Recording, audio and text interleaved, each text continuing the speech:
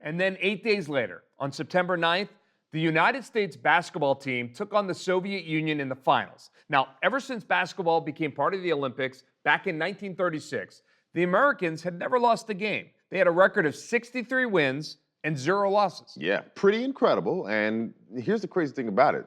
These were college kids, since no professionals were allowed to play at that time. Right. So this game turned out to be a low-scoring contest. And near the end of the game, the Americans trailed 50-49. Indeed, with 3 seconds left. Doug Collins was fouled driving to the basket, and Doug sunk his first free throw. And then he made his second to give the Americans a 1-point lead. Now, according to the rules, the clock is supposed to start running after the second shot. And it did, as the Russians inbounded the ball. So 3, 2, 1, game over, right? You would think, but then the Soviet coach claimed he had called a timeout that wasn't acknowledged, and so the officials huddled up, and ultimately, they decided that 3 seconds should be put back on the clock.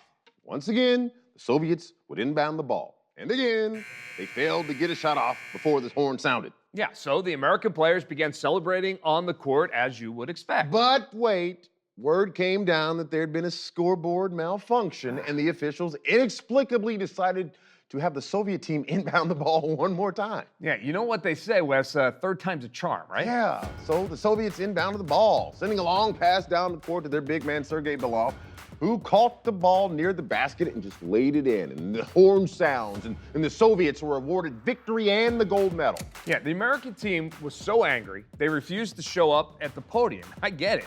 And to this day, they've never received their silver medals. It was one of the biggest ripoffs in sports, and it was broadcast around the world. Strange. Yeah. Then the very